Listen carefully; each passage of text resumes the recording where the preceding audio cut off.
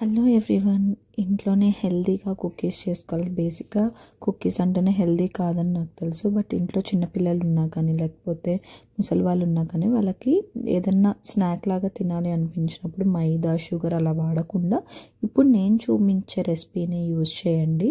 And వాళ్ళకి బాగా నచ్చుతుంది. ఎంతో కొంత హెల్తీ వర్షన్లో తిన్నట్టు కూడా అనిపిస్తుంది. ఇదైతే కంప్లీట్ హెల్తీ అని నేను చెప్పను, ఎందుకంటే హనీ కలిసింది. హనీ కూడా it's not good for health అని నాకు తెలుసు. బట్ మరీ షుగర్ కంటే అయితే హనీ బెస్ట్ కాబట్టి నేను హనీ యూజ్ చేశాను. ఏం లేదు,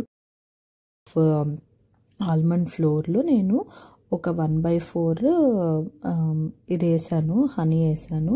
అండ్ దాంట్లోనే కోకోనట్ ఆయిల్ కానీ లేకపోతే అన్సాల్టెడ్ బటర్ కానీ లేకపోతే మన ఇంట్లో ఉండే గీ కానీ వేయచ్చు. నేనైతే ఇంట్లో ఉండే గీనే వేసాను. అండ్ దాంట్లో నేను 1 టేబుల్ స్పూన్ వెనీలా ఎక్స్ట్రాక్ట్ వేసాను. And 1/2 table spoon baking soda and 1/2 table spoon salt కూడా వేసాను.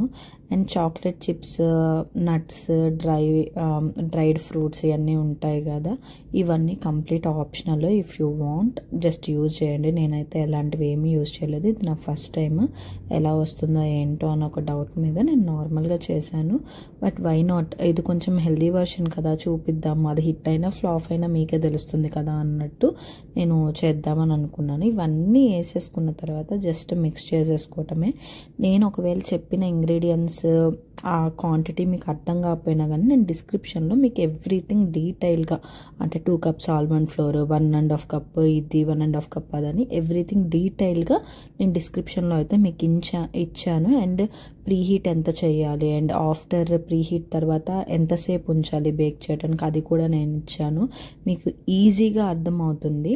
అండ్ నేను ఫస్ట్ అయితే ఇలా చేసేసుకొని పెట్టుకున్నాను. బట్ దీనికి డబుల్ కుకీస్ అయితే నాకు వచ్చాయి. నేనైతే షాక్ అయ్యాను. ఐ థింక్ నేను ఒక దాంట్లో 3 పెట్టకూడదు అనుకుంటా, 2 పెడితే సరిపోతుంది. ఇది బిగినర్స్ మిస్టేక్ కాబట్టి next time when I'm trying ఆ క్వాంటిటీ అనేది నేను తగ్గించి కొంచెం ఇంకా దూరంగా పెడితే కుకీస్ అనేవి ఇంకా బాగా పొంగుతాయి అనిపించింది. బట్ ఇప్పుడు కూడా ఏం లేదు, చాలా మంచిగా వచ్చాయి కుకీస్ అయితే.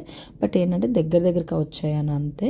ఇక్కడ ఏంటంటే నేను 350 డిగ్రీస్లో ఫస్ట్ ప్రీహీట్ చేసుకున్నాను. మళ్ళీ తర్వాత 15 మినిట్స్ నేను బేక్ చేయడానికి పెట్టాను. నేనైతే ఓవెన్ వాడాను. ఓవెన్ లేని వాళ్ళకి నేను అప్కమింగ్ వీడియోస్లో కుకీస్ ఎలా చేసుకోవాలని నేను చూపిస్తాను.